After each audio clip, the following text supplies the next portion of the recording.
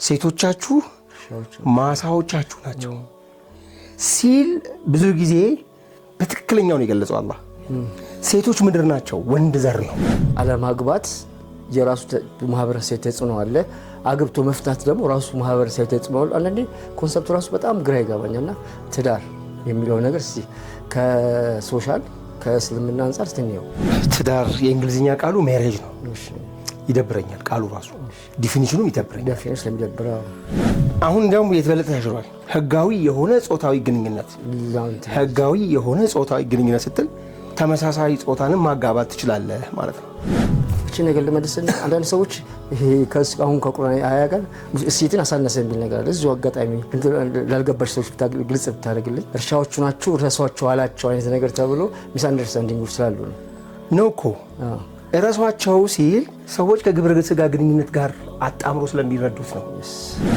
ሴት ምድር መሬት ዘር ካላገኘ በቃ አፈር ነው።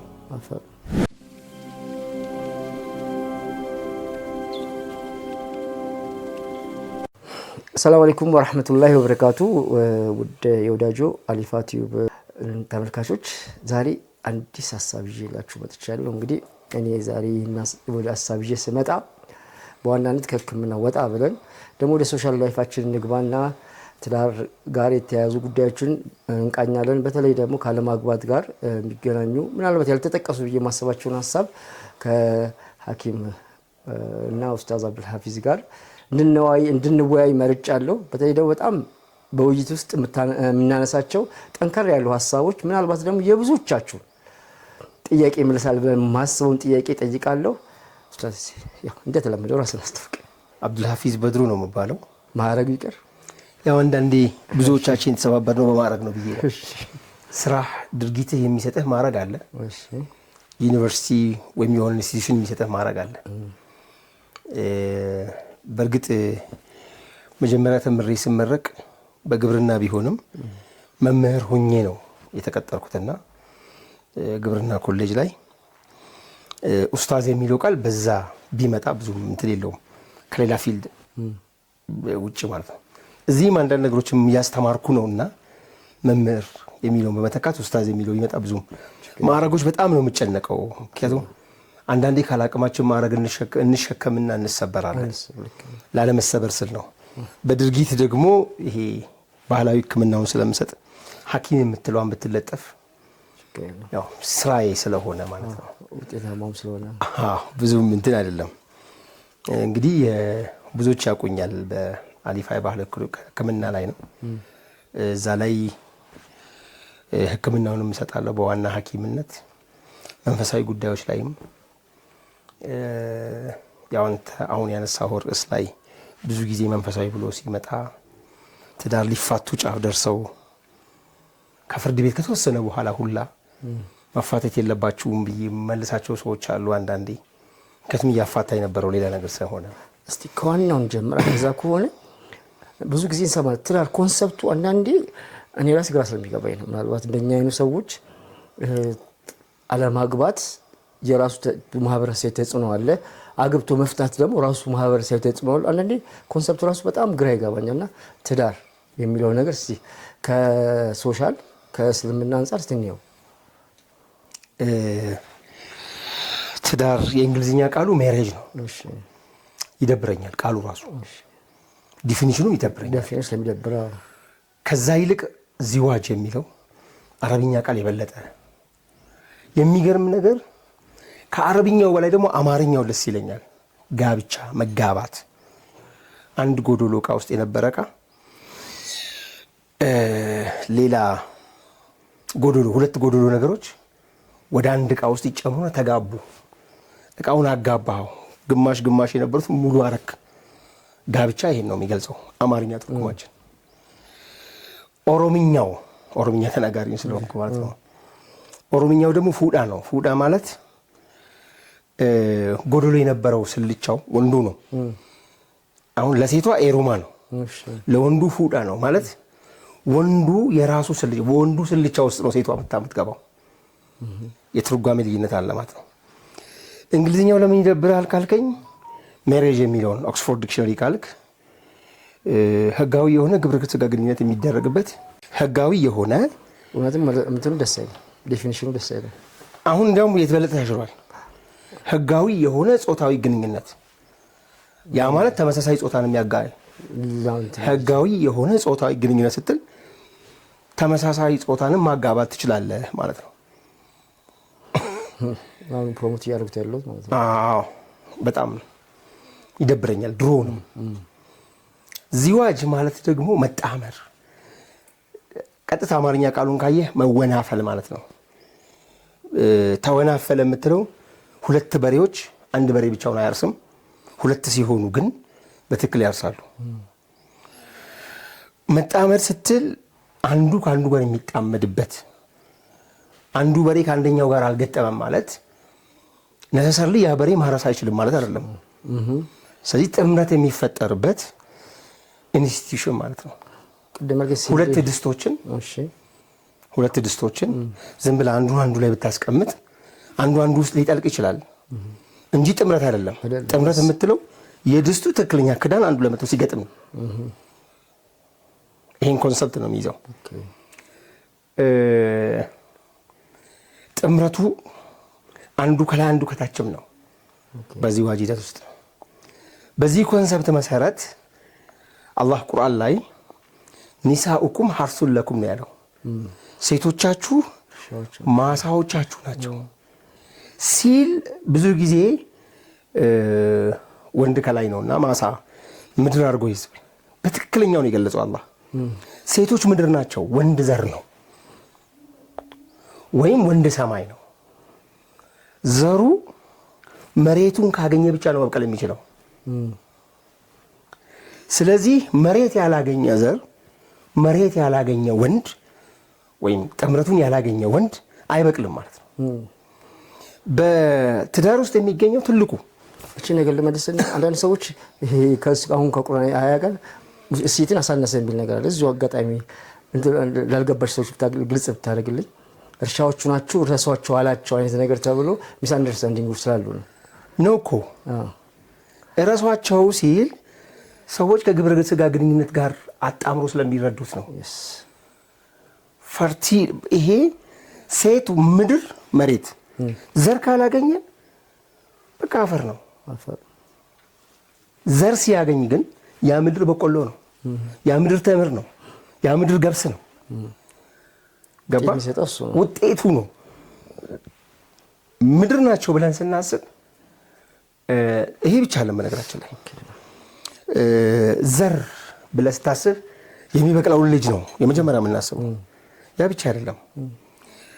ሰውየው ስፒሪት ራሱ መንፈሱ ሩሑ በዚህ አካል ላይ ሙሉ ለሙሉ መንገስ የሚችለው ሙሉ ለሙሉ መጽደቅ የሚችለው በራሱ አካል ላይ በሱ አይደለም እኮ በራሱ አካል ላይ መጽደቅ የሚችለው ሴት ግንኙነት ካደረገ ብቻ ነው። አዘርዋይስ ቀፎ ሆኖ ነው የሚቀረው። ዙሪያው ያለው ስፒሪት ትልቁ ምድር ላይ የሚካሄድ ያለው ትልቁ መንፈሳዊ ድርጊት ግብረ ስጋ ግንኙነት ነው። ዚና ሲሆን ሐዲስ እኮ አለ። አንድ ሰው ዚና ሲሰራ በሱ እንቅስቃሴ ልክ አርሽ ይንቀጠቀጣል ይላል። ወደስ ምን ወንጀል ቦታ ላይ የሚያደርስ ስፒሪት ከዚህ ተነስቶ እስከዛ ድረስ ስፒሪቹዋል ኮኔክሽኑ አለ። ሲንቀጠቀጥ ይሄ ሁሉ ነገር ቫይብሬት ያደርጋል፣ ቫይብሬሽን ይፈጥራል እዚህ ውስጥ። በሐላል መንገድ ሲሆን ደግሞ ያንን በኔጌቲቭ ይሆናል ማለት ነው። ሪቨር ያንን ሁሉ ያፈርሳል። የሸይጣን ትልቁ ታርጌት ይህ ህጋዊ የሆነ የሰው ልጅ በራሱ አካል ላይ መሐመድ በመሐመድ አካል ላይ መጽደቅ የሚችለው አብዱልሐፊዝ በራሱ አካል ላይ መጽደቅ የሚችለው ህጋዊ የሆነ ሚስቱ ጋር ግንኙነት ማድረግ ከቻለ ብቻ ነው። አዘርዋይዝ ዙሪያው ነው ሪቮልቭ የሚያደርገው የራሱ ስፒሪት ራሱ። ይህ በፍቅር የተከበበ ሲሆን በሰላማዊ የፍቅር ህይወት ቤተሰብ ህይወት ውስጥ የተደረገ ሲሆን ስፒሪቹዋል ሲሆን ስፒሪቹዋል ማለት እንግዲህ ስፒሪቹዋል ሴክስ እያሉ ኔጌቲቭን ያስተምራሉ። ስፒሪቹዋሊቲ ያለው እዚህ ነው። ዱዓ አድርገህ ከሁሉም በላይ ደግሞ በተለይ በዚሁ አጋጣሚ ልጅ ላጡ ሰዎች ከግብረ ስጋ ግንኙነት በፊት هو الله الخالق البارئ المصور هو الله الخالق البارئ المصور የሚለውን የቁርአን አያ 12 ጊዜ ቀርቶ ከዛ በኋላ ስሩ ግንኙነት ደግሞ አልኻሊቅ መፍጠር ፈጣሪው እሱ የሚማለትን እያሳየ በጣም ይሄ አልጋዛሊ በጣም በሚገርም ሁኔታ አንድ ነገር ተናግረዋል። አንድ ሰው ከሚስቱ ጋር ግንኙነት ሲያደርግ አካሉ ሰውነቱ እሷ ጋር መሆን አለበት። ስፒሪቱ ማለት ይሄ በስትንፋስ ነው የገለጹት። ቀስ ብሎ በመተንፈስ ኮንሰንትሬት በማድረግ ኢቭን ትልቅ ተደብሮ የሚፈልገው ይሄኛው ግንኙነት ነው። እሷ ጋር ያለ አእምሮ ሌላ ሴት እያሰበ ከሆነ ከዛች ሴት ጋር ዚና እንደሰራ ነው የሚቆጠረው ነው ያሉት። ቢኮዝ ስፒሪቱ ሌላ ቦታ ነው ያለው። በአእምሮ ያሰባት ሴት ጋር ማለት ነው ሐራም ሰርቋል ማለት ነው። ያ ስለዚህ ዘር ነው ስንል ከላይ ነው ስንል ራሱም ላይ ለመጽደቅ ጭምር ልጅ ለመውለድ ብቻ አይደለም፣ ሁሌ መወለድ ነው እዛ ውስጥ ያለው የሚል ነውና በተመሳሳይ እሷም ራሷ ደግሞ ምድር መሆኗ ብቻ ሳይሆን በራሷ አካል ላይ ራሷ እንድትሆን የሚያደርግ ፕሮሰስ ነው እዛ ጋር የሚፈጠረው። ስለዚህ ይህ ድርጊት ነው ሸይጣን በኔጌቲቭ የሚሰራውን ቶታሊ የሚያበላሸው የሚያጠፋው። ስለዚህ ሸይጣን ብዙ ጊዜ ትኩረቱ ምንድነው? ሰላማዊ የሆነ ኮንሰንትሬሽን ያለው ፍቅር የተሞላበት ቤተሰብ እንዲኖር አይፈልግም። የሸይጣንና የሸይጣን ጭፍራዎች በአጠቃላይ በየትኛውም መንገድ ይምጡ፣ በፋሚኒስት ሙቭመንት ይምጣ፣ በምናምን ይምጣ፣ ሁሉም ድርጊቱ ይህንን ሰላማዊ የሆነን ትዳር የማፍረስ ሴራን ስለሚሰራ የሸይጣን ጭፍራ ሆኖ የሚቀጥለውም ለዛ ነው። ሁኔታውን በደንብ መረዳት ግን ለመፍትሄው እንትን ያስቀምጣል ነው። ተመልካቾች ግልጽ እንዲሆንላችሁ እኔ ሸይጣን የሆነ ነገር አንድ ጽሁፍ እያነበብኩ እያለ ሸይጣን ትልቁ ሰክሰስ ብሎ እንትን የሚለው ሜሪጅ ላይ ማፋታት ትዳር ላይ ማፋታት ወይ ደግሞ ማጣላት እንደዚህ የሚሳሰሉ ነገር ናቸው የሚል ነገር አንብቤያለሁ። ከዚህ ጋር ይያዛል ትልቁ በቃ ሰክሰስ። አሁን ሸይጣን ከሰዎችን ከመወስወስ ምናምን ከሚያንጻር ትልቁ ሰክሰሱ ትዳር ማፋታት ነው። ከማፋታት የትልል ስራ ሰርቷል እኮ። እሺ ከማፋታት እሺ በአሁን ጊዜ እኮ በጣም ብትፈልግ አብሮ አንድ ቤት ውስጥ የሚኖሩ ወንድና ሴቶችን እንጂ እኮ የተጋባ ሰው ማግኘት በጣም ከባድ ነው። ለምን? በድንበር እንዲሞላ ተደርጓል። መጋባት አልኩ እኮ ግማሽ ኩንታል ጤፍ ከግማሽ ኩንታል ጤፍ ጋር አጋባው አንድ ሙሉ ኩንታል ሆነ። የትኛው ጤፍ ነው አይታወቅም። መጨመሩ ብቻ ነው ያየነው። ወንድና ሴት ሲጋቡ እኔነቴን ፈቅጄ የሰጠኋት ሴት ካንተ ሀቅ አለህ ትለኛለች። የምን ሀቅ ነው ያላት? እኔ እሷ ነኝ እኮ ልቤ ውስጥ መኖር ነው እንጂ ያለባት የትኛው ድንበር ነው የሚፈለገው? የምን ድንበር ነው የምናሰብረው? አንድ ቤት ውስጥ በጣም ብዙ የተሰመሩ ይሄ እኔ ሀቅ ነው፣ ይሄ አንቺ ሀቅ ነው፣ ይሄ ምናምን ሀቅ ነው። በሀቅ ብሎ የተቀመጠ የቁርአን አያም የለም ሐዲስም የለም። ባይዘይ ረሱላችን ሰለላሁ ዐለይሂ ወሰለም አልፎ ቤት ገብተው እኮ ምግባቸውን ያበልሱ ነበር። ፋጢመቱ ዛህራ እኮ በድንጋይ እህል እየፈጨች እጇ መግል ቋጥሯል እኮ። ሀቅ ሲባል ግን ሁለቱም ይሄ እዚህ ሀቅ ተብሎ የተመደበ ነገር የለም። እንደ ወንድና እንደ ሴት እንደ ጾታ በአብ ፍቅር ውስጥ ከገባ ሀቅ የሚባል ነገር የለም። ድንበር የለም። በጥፊ ብትለኝ ሊጥመኝ ይችላል። በቃ የምንድነው ሀቁ? ፍቅርን ማሳደግ ሲገባን ሀቁ ላይ በጣም ኮንሰንትሬት አድርገናል። አሁን መብት የሚለው ነገር ላይ እንዴ ትናንትና ባይዞይ በህይወት አጋጣሚ ሆኖ ብዙ ቦታ ገብቻለሁ። ማህበራዊ ጉዳይ ላይ ክልል ማህበራዊ ጉዳይ ላይ ለአጭር ጊዜም ቢሆን ሰርቻለሁ። በተለያየ ጊዜያት የሴቶች አንቂ ምናምን ሁኜ ሰርቻለሁ። ብቻ ሴቶች ጉዳይ ላይ ብዙ ሰርቻለሁ። ሁሌ እዛ ውስጥ እያለሁ ይገርመኝ የነበረው ትዳርን የመሰለ ነገር እየፈረሰ ስለሚካፈሉት ንብረት ይጨነቃሉ ሰዎች። ትልቁን ኢንስቲትዩሽን እየፈረሰ እኮ ነው። ይሄን ያመጣው ምንድነው ካልክ የከሌ ሀቅ መባባል ነው። የሰከረ ባሏን መንገድ ላይ እያስመለሰው የወደቀ ባሏን አንስታ ተንከባክባ ወደ ቤት ማምጣት ሀቅ እኮ የለባትም። ፍቅር ካላት ግን ምንም ማለት አይደለም፣ ክብሯ ነው። ፍቅር ካላት ይህም ማድረጓ ነው ክብር። እንደው እዚህ ጋር በዚህ ስራ ሂደት አንድ ያገኘኋት ሴት አለች፣ በጣም የገረመችኝ። እንዲህ አይነት እናቶች የሉም ብዬ ወስኛለሁ። አንፎርቹኔትሊ ልጅቷ ወጣት ናት። ባሏ ይጠጣል፣ ወጣቶች ናቸው። በጊዜ ወደ ቤት አይመጣም። ብዙ ሜሬጅ ካውንስሊንግ ወስደው አልተቻለም፣ ሊፈርስ ነው እና የሚያፋታቸው ሸይጣን ሊሆን ይችላል፣ ሲህርም ሊሆን ይችላል ምናምን ተብሎ መጣች እኔ ጋ።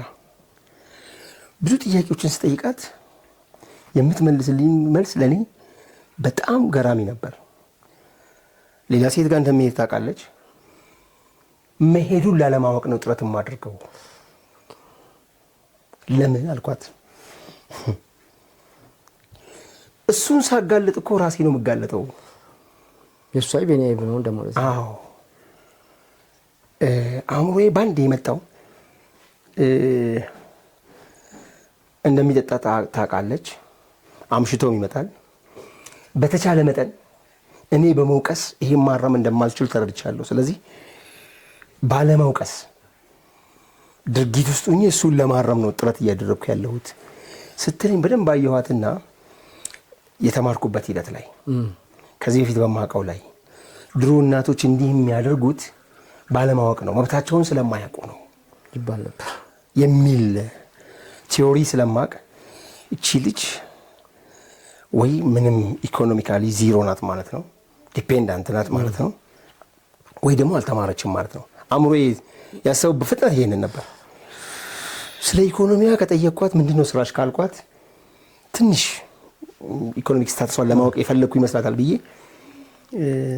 ትምህርት ግን እስከ ስንት ተምረሻል አልኳት።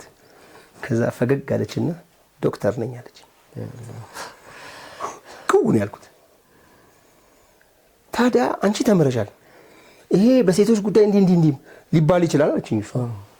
እንደዚህ ይታሰባል፣ እኔ ግን በጣም እወደዋለሁ። ስለዚህ ሁሌ ድሪም የማረገው ባሌን የማረምበት መንገድ ነው እንጂ የሱ አይብ አይደለም። እንዲህ ያደረገ ሲሉኝ የነገሩኝ ሰዎች ጋር ነው የምጣላው። በዚህ መንገድ ነው ቤቴን ፕሮቴክት አድርጌ እስከዛሬ ኖርኩት ስትለኝ በጣም ገረመኝ። አሁን ነው የገባኝ። ገባ 2-3 ሴቶች ገጠመኝ በቅርቡ እንደዚህ እኔ የድሮ እናቶች የሉም ሚስትነት የለም ብዬ ደምድሜ ነበር በራሴ። አላህ ግን እንዲህ እያደረገ ያሳያል። ገባ ነገን ተስፋ አድርጋ ነገ የተሻለ ይሆናል ብላ እንትን እያደረገች ነው ማለት ስትራግል እያደረገች ነው። ስታተሷንም ምንም ሳክሪፋይ አድርጋ እዚህ መሀል ላይ ግን ማህበረሰቡ ሁላ ባልሽ እንደዛ ጋር እየሄደ እንዲህ ያለ ለምን ትታገሺዋለሽ? አንቺ እኮ መኖር የምትችይ ነሽ። መኖር እችላለሁ ግን ራቆቴ መኖርና ለብሼ መኖር አንድ አይደለም። ለአሁን ባላለሽ እኔ ሁሉም ሐኪሙኝ በምሰራበት ቦታ ላይ ባለትዳርነት መባሌ ያለበሰኝ ክብር አለ። እኔ እሱን ክብር ነው የማስበው እንጂ ስለሱ ምናምን ማድረግ አይሰማኝም ማለች። በጣም ገረመኝ። የሚገርም እይታ። በቃ ባለትዳርነት መባሉ ራሱ ማንም መጥቶ መንገድ ላይ አይለክፈኝም። ያለበሰኝ ክብር አለ። በቃ እሱን ነው የምፈልገው እኔ። አሁን ቅድም የጠየቀኝ ስለ በተጋቡ ሰዎች መሀል ማለት ነው። እንግዲህ ይህ ምሳሌ ያመጣሁልህ ለዛ ነው። መጀመሪያ አልተጋባንም። አንድ ጊዜ እኔ ምን አልኩ መሰለህ? የሆነ ሰርግ ላይ ዳዕዋ አድርግ ተባልኩኝ እና ያኔ ትንሽ እዚህ እንትን ሙቭመንት ላይ የምሰራበት ጊዜ ነውና ያው የመጨረሻው የሴቶች ፋሚኒስት ይሄ የፈረንሳይ የለንደን ጉባኤ ይባላል 1972 መሰለኝ የተካሄደው። ቀኑን ብረሳም ሜቢ የመጨረሻው ሴቶችን ኢምፓወር እናድርግ ነው። ኢምፓወርመንት ነው። ፓወር ይኑራቸው የመወሰን ቤት ላይ የመወሰን ምናምን ላይ የመወሰን ስልጣን ላይ እንዲገቡ ማድረግ አለብን እና ሴቶች በትዳር ላይ የመወሰን አቅም ስለሌላቸው ነው የሚበደሉት የሚል ነው የመጨረሻውና በጣም ከእኔ 8-9 ዓመት ከሰራው በኋላ ነው ይሄ የሚገባኝ። ለካ ይሄ ነው እያፈረሰ ያለው እና ትዳሩ ላይ እንዲህ ሀቅ ምናምን ብለን ድንበር ሰርተን ትዳር ላይ መግባታችን ስንገባ ይሄ ነው እያፈረሰ ያለው ካልኩ በኋላ ኢምፓወርመንት የሚልም ነገር አለ። ሴቶች በጉዳዮች ላይ ነገሮች ላይ መወሰን ያለበት አንድ ሰው ነው። ሁለቱ በፍቅር አእምሯቸው ሊጣመር ይችላል። የፍቅር ጥምረት አለ። ብዙዎች በጣም ሲዋደዱ በጣም ሲሰማሙ እኔ የተናገርኩትን ባለቤቴ ልትናገር ትችላለች። በተለያየ ቦታ ሆነው ልብ ለልብ ተገናኝታችሁ ማለት እኮ ነው። አዎ እንደዛ ነው። የእስልምና የፍቅር ፍልስፍናም እኮ ነው። እስልምና ዙሌይካ ያለችው ንግግር አለ። ዙሌይካ የነቢዩላህ ዩሱፍ ሚስት ለዩሱፍ ፍቅር ያን ሁሉ ሳክሪፋይ ካረገች በኋላ ሚስት ናት እንዴ? አፍቃሪ ናት። መጨረሻ ላይ አግብታዋለች። መጨረሻ ፍቅረኛ ብቻ ነበረች መጀመሪያ እና ከንግስናውም ከወረደች ባሏንም ካጣች አይኗንም ካጣች በኋላ ፋይናሊ ከዩሱፍ ጋር የተገናኙበት ሞመንት ላይ ነቢዩላህ ዩሱፍ በጣም ተገርመው እንዲያው አንቺ አሁን እውነት እኔ የማውቃት ዙሌይካ ነሽ? የድሮዋ ልዕልቷ ያቺ ውብ ያቺ የግብፅ ወጣት ጠቅላላ የሚንበረከክላት ያቺ ውብ ዙሌይካ ነሽ ሲላት ዙሌይካ የምትባለዋ ሴትማ ድሮ ነበረች። ያቺ ሴት የዩሱፍ ቀልብ ውስጥ ገብታ ተቃጥላ አልቃለች። አሁን ያለው ዩሱፍ ነው፣ ዙሌይካ አይለችም ማለት። በጣም የሚገርም ነው። በፍቅር ጥምረት ሲፈጠር ይሄኛውን ገራም ይሉታል። አንዱ ውስጥ ይገኛል። የፍቅር ደረጃዎች ናቸው ከእንትን በኋላ ማለት ነው። እዛ ደረጃ ላይ ስትደርስ አንተን እየበላህ እሷን ሊያሳክካት ይችላል። ተመሳሳይ ስሜት እሷ ላታክክ ትችላለች እንጂ የበላት እሷን ነው፣ የምታክላት ግን አንተ ነህ። ኦኬ ያንተን አካልህ ማከክህ እሷን በጣም የሆነ እንትን ቅጨት አይመስል ቴስትህ ሁሉ ይገባበታል እኮ ማለት ነው። በቃ የሚገርም ይሄ የፍቅር ደረጃዎች ናቸው። ኤኒዌይ ያለ ማምጣት ግን መጀመሪያ ፍቅር ነው የሚያኖረው የሚለው ድንበር ተሰርቶ ፍቅር የለም። ፍቺ እየታሰበ ፍቅር የለም። ፍቺ በቃ እኮ ቅድመ ሁኔታ ይሄ በቃል እኮ ነው የሚታሰረው ኒካ። ስለዚህ ያን ድንበር ማፍረስ ነው። እሷ እኔ ውስጥ መግባት አለባት፣ እኔ እሷ ውስጥ መገኘት አለብኝ ነው ኮንሰፕቱ። አልተጋባንም ብለው ይሄንን ነው። ብንጋባ እሷ የኔ ስልቻ ውስጥ አሁን የኦሮምኛውን ትንሽ ቅድም የተቀስኩልህ እሷ ፉዴ ሲባል ወሰዳት፣ የሱ ስልቻ ውስጥ ከተታት። እሷ ያለችው እሱ ስልቻ ውስጥ ናት። ምኑም የሷ ነው፣ የሷም የሱ ነው። ወንጀልም ቢሰሩ በቃ አንድ ጥምረቱ ተፈጥሯል ነው። ይህ ጥምረት ደግሞ አንደኛው ከሰማይ አንደኛው ከምድር ሲሆን ገባ የምድራዊ ማንነትና የሰማይ ማንነት ጥምረት ይሆናል። ፈርታይላንድ ከጥሩ ዘር ጋር ተገናኝቷል። ስለዚህ በትክክል ይበቅላል። የተረጋጋ ህይወት ነው ማለት ነው። ፈርቲሊቲው ራሱ ደግሞ ምን ይገለጻል ነው? ፈርቲሊቲው ራሱ ምድር አሁን እኛ አንዱ ትልቁ ችግራችን ሐቅም ስናወራ የሆነ ኮመን የሆነ ክራይቴሪያ አለን የምናገባ ሴት ገባ ለሰርጉ ቀን ለካሜራ የምትመች አንዱ እኮ እሱ ነው። እንዲያዩልኝ ያለ ማውጣት ጨፈራ ብቻ አሁን ተጀምሮ እንዲያዩልኝ እኮ መድረክ ላይ ማውጣታል። ሰዎችን እኔ እንዳገባ ሳይሆን ሰዎች እንዲያጸድቁልኝ እኮ ነው የምፈልገው። ቆይ እስቲ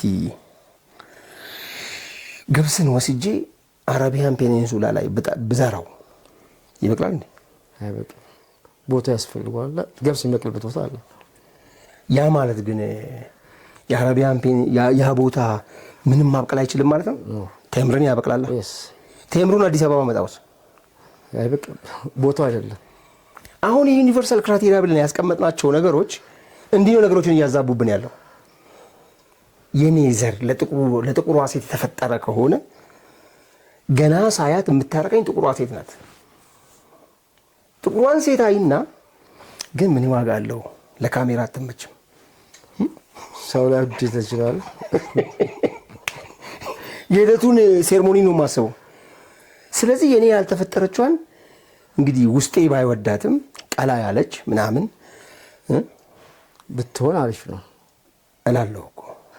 አሪፍ ነው ብቻ ሳይሆን ምርጫዬ ወደዛ ነው የሚሄደው። ኦኬ አዎ ማለት በቃ የምመርጣት ሴት ለኔ ሳይሆን ለኦዲየንስ ነው፣ ለሰርገኞች፣ ለታደሙት፣ ለዛ ለዕለቱ አቦ እንዴት ያለች ሚስት ነው ያገባው እንዲሉልኝ ቁመቷ ምናምን ይባላል። አዎ የኔዋ ግን ገና ሳያት ያስደነገጠችኝ የኔ ዘርን በእጥፍ አባዝታ ተሰጠ የነበረውን አይቻታለሁ። አላህ አምጦ አገናኝቶኛል የሆነ ቦታ ላይ። ግን ለኦዲየንስ ስል ችላ ብያታለሁ፣ ትቻታለሁ። ላይፍ ማምጣቱ አይቀርም። ምክንያቱም خلقناكم أزواجا የኔ ዚዋጅ የኔ ጥንድ አለች። አሁን አብሬያት ያለሁት አይደለም። ከዚሁ ጋር እያያዝና እንግዲህ ገና ስንጋባ የምናስባቸው ነገሮች ደግሞ አብሮ ይመጣሉ። ቅድም ያልኩ ከለንደን ኮንፈረንሱ በኋላ ሴቷን ኢምፓወር ማድረግ አለብን፣ መወሰን አለባት፣ መብቷ እንዲህ መጠበቅ አለበት ምናምን ሲባል መጨረሻ ላይ እንግዲህ የሰርጉ ቀን የሆነ ሰርግ ላይ ተጠርቼ ነው እንስማማና እንግዲህ ቤት ሀገርም የሚመራው አንድ ሰው ነው።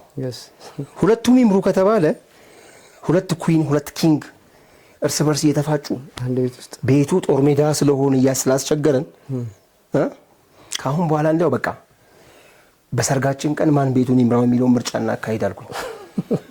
እንፈራለን እዛው ማለት ነው። ታዲያ ምን ላድርግ? ታዲያ ነገ መጥቼ ነው የወሰንኩትን አይ ይሄ እንዲህ አይደለም እያለች የምትበጠበጠኝ ከሆነ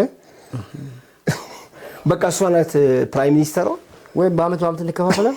የመጨረሻ እንግዲህ ዛሬ ምን ጨርሶ አይመስለኝም፣ ግን ርዕሱን እናንሳውና በሚቀጥለው ፕሮግራማችን እንትላሉ። እኔ ከራሴ ገጠመኝ የምነሳው እኛን የሚመለከት ነው። አንዳንዴ ሳታገባ ስትቀር የሚሉሃል ሰዎች ተሰካለ ምን ችግር አለው በቃ አግባትና ካልተስማማችሁ ትፋታላችሁ የሚሉ አሉ። ለምሳሌ ከዛ ወዲያ ስታስበው ማለት ማይንድ ሴታቸው ምንድነው ያልኩት አሁን ያየው ፍቺ ማለት ነው።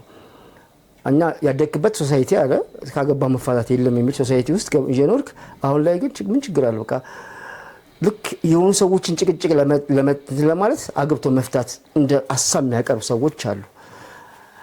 ስለዚህ ነው ያልተጋባ ነው ይሄን ራሱ አልተጋባንም በቀድሞ ነገር የሚለውን ነገር አያያዘልሽ። በትክክል ፍቺ ፔንፉል ነው። ምንም ጥያቄ የለው። ግን አሁን ላይ ፔንፉል ነው በተለይ ለልጅ። እሺ እኔ ግን ሰዎች ሊፋቱ ብለው ሲጨቃጨቁ ሲመጡ ግድ የለም አላህ ሱረቱ ጠላቅ የሚል ሱራ አውርዷል። ሱረቱ ኒካህ የሚል ግን ፈልጌ አጥቻለሁ። አለ እንዴ? የለም። እስከማውቀው የለም። ባለኝ ዕውቀት ባወለኝ አረዳድ ሱረቱ ጠላቅ አለ፣ ሱረቱ ኒካህ የለም። ያ ማለት ፍቺ ስትረስ ተሰጥቶታል። በጣም ስትረስ ተደርጓል። መፋታትም እንዳለ አላህ ቀድሞ ነግሮናል። አንዳንዴ ፍቺን ቀለል አድርጎ ማየት በጣም አስፈላጊ ነው። ቀላል ከባድም ነው። ሲመጡ እኔ እንደዚህ አንዳንዴ እስላማዊ አክቲቪቲ ላይ ምናምን ላይ ለሰዎች ሞዴል መሆን ሲገባኝ እኔ አሁን ልፋታ ነው ምናምን ሲሉኝ የፈለክ ሞዴል ብትሆን ከዘይድ አትበልጥም። ዘይድ ኢብኑ ሐሪሳ ቤስት የአላህ ሰሃቦች ውስጥ ተፋቷል። ምክንያቱም ነው እዚህ እንትጋለው ምናልባት የሚጠቅማቸው ምክንያቱም ከአስሩ ጀነት ከተመሰከረላቸው አንዱ ነው አይደል? ምናልባት ቅድም እንዳልኩ ገብሱ ደረቅ ቦታ ላይ ተዘርቶ ከሆነስ? ምክንያቱም የፈታት ሴት ደግሞ ዘይነብ ናት። ዘይነብ ረሱሉላህ ሰለላሁ ዐለይሂ ወሰለም መጨረሻ ላይ ያገቧት እንዲያውም ከረሱሉላህ ሚስቶች ውስጥ እጀ ረጅሟ ሰደቃ ወዳዷ እንዲያውም ብዙ ጊዜ ኮንፍሊክት ከሚስቶች መሃል ሲነሳ አረጋጋቢዋ መጨረሻ ላይ ያገቧት ነው። አይ መጨረሻ ላይ አይደለም፣ መሃል አካባቢ ነው። ከአኢሻ በኋላ ነው የነበረች ሴት ናት። እንግዲህ ቤስት ስብዕና ያላት ሴት ቤስት ስብዕና ካለው ወንድ ተፋታለች። ለዛውም ፍቺውን አላህ አጽድቆት። ስለዚህ ፍቺ ኖርማል ነው እንበለው መጀመሪያ ከቱም ከአላህ በላይ ስለማናቅ ቀጣዩ የሁለታቸውም ይሄ የማይሆን ጥምረት የማይሆን ጥምረት ማለት ቅድም እንዳልኩ ነው። ገብስን ደረቅ መሬት ላይ ወስደ ብቀል አትብቀል ብለህ እድሜ ልክህን ከምትሰቃይ ገብሱን ለቦታው ለደጋው ሰደውና ቦታው ላይ ደግሞ ተመርዝራበት። ቤስት ወደ ተመልካቾቻችን እንግዲህ ይሄ ፕሮግራም የመጀመሪያው ክፍል ሰስፔንስ አድርጎ እንዳለቀ ማለት ልባችሁን በደንብ ይዞ የተለያዩ ሀሳቦችን አንስተናል። በትዳር ዙሪያ ላይ አልተጋባንም የሚል ርዕስ ይዘን የተነሳ ነው። እኛንም የሚመለከቱት ኦዲየንስን ይመለከታል ብለው የሚል ጥያቄ ነው ያነሳ ነው። በነገራችን ውይይታችን አላለቀም። ይሄ የመጀመሪያው ነው። አሁን መጨረሻ ላይ ያነሳነውን ሀሳብ በደንብ እስኪገባን ድረስ እናነሳለን። የተለያዩ ታሪኮችን እያዋዛን በሚቀጥለው ፕሮግራም ላይ ዳግም ታገኙናላችሁ። ወደ ቀጣዩ ደግሞ ክፍል 2 ላይ ይጠብቁናል። እሺ ክፍል 2 ላይ ምን እናነሳለን? እንደው ለማባባት ምን እናነሳለን? አሁን የክፍል 2 ያቆምነው ዝም ብለህ በቃ ሰው ከሚጨቀጭቅ አግባና ተፋታ የሚል ኮንሰፕት ባለበት ዓለም ውስጥ፣ ሁለተኛው ደግሞ ጀጂንግ ከዚህ ባለፈው ያየሁት ትዳር እንዲህ ከሆነ እንዲህ ነው የሚል ቲክቶክ አስተማሪ በበዛበት ዓለም ውስጥ ትዳራችን ከመምከር ይልቅ አበላሽቶታል አለ። ሁለቱን ሀሳብ እንድናነሳ ፈልጌያለሁ። አንተ እስቲ ጠቁማቸው የሚቀጥለው እናነሳው። ከዚህ ጋር ተያይዞም ያው ትዳር ኢኮኖሚና የፍላጎት ብቻ ሳይሆን የተውፊቅ ጉዳይም መሆኑና ያንን የሚያስተጓጉሉ ከዛርና ብዙ ስራዎቻችን ስለሆነ እንዳውም በቀጣይ ላይ በደንብ እንትን ብታረግ ካንዱም ኮት አድርግልን ችግር የለውም። በሸይጣን ምክንያት የሚፈርሱ ትዳሮችና በተለይ በዛር ምክንያት ሳያገቡ የሚቀሙ ሴቶች ይሄንን በደንብ እናነሳለን። ከነ ሶሉሽኑ ማንሳት አለብን። እንዲያው ባለፈው የገጠመኝ ሴት አለች 3 ልጅ ወልዳለች፣ ግን ቨርጅን ናት። ይፋቱ ብለው ነው የመጡት እኔ ጋር። 3ቱንም ኢትዮጵያዊው ነው የወለደችው። ፋይናሊ እሷ እያሰበች ያለችው እሱ ስንፈተ ወሲብ አለበት ነው። ስለዚህ ሸኾቻችን በብዙ ሁኔታ ደግሞ ስንፈተ ወሲብ ካለበት ሐቋ መወጣት ሐቅም ብለው አንዱ ይሄ ነው እንግዲህ ሐቋ መወጣት ስላልቻለ መፍታት ነው ያለበት ወደሚለው ድምዳሜ ተደርሶ ነበር በሽምግልናዎች ውስጥና ፋይናል ላይ ነው እኔ ጋር የመጡት። እኔ ግን የሱ ስንፈተ ወሲብም የሷ ምናምንም ሳይሆን ዛር ነው ዛሩን አስወግደው በሚል ከዛ በኋላ ላይፋቸው ጥሩ የሆነ ሴት ገጠመኝ አለኝ። ከዚሁ ጋር ተያይዞ ይሄ አንዳንድ ጥያቄዎችን በዘመኑ የወንድ ብልት ምን ያህል መርዘም አለበት፣ ምን ያህል መወፈር አለበት፣ የሰው አይን ምን ያህል መተለቅ አለበት ተብሎ አልተጠየቀም። ስለ ብልት ብቻ ጭቅጭቅ እየተፈጠረ ነው። እንዳው ነገሮች በዚህ ከቀጠሉ የትዳር ቀን ተለክተው እንዳያገቡን እሰጋለሁ። እውነቴን ለችግር እንዳይመጣብን እሰጋለሁ። ስለዚህ እነዚህ ጉዳዮች ላይ በደንብ ብናወራው ደስ ይለኛል። የሚቀጥለው ሳምንት ኢንሻአላህ እንግዲህ የዛሬ ፕሮግራማችን ይሄን ይመስላል። በሚቀጥለውና ክፍል 2 በዚህ ዙሪያ ላይ በነገራችን ላይ ሀሳብ የብዙዎቻችን ጭንቀት ስለሆነ የትም ቦታ ብትሄዱ የመጀመሪያው ጥያቄ የሆነ ያለው የማህበረሰባችን ትልቅ ክፍተት የሆነ ትዳር ነው። ለዛም ይመስለኛል የተነሱ አንዳንድ ሰዎች እውቀት ሳይኖራቸው ስለ ቲክቶክ ላይ ትዳራቸውን እንዲያደርግ ምናምን ብለው ጃጅ ያደርጋሉ እና ትልቁ ችግራችን ነው። በባለሙያ ደግሞ ቢዳሰስ የተሻለ ነው። ስለዚህ በሚቀጥለው ሳምንት ቀጣይ ሀሳቦችን እናነሳለን። ለዛሬ በዚሁ እናበቃለን። ሰላም አለይኩም ወራህመቱላሂ ወበረካቱ።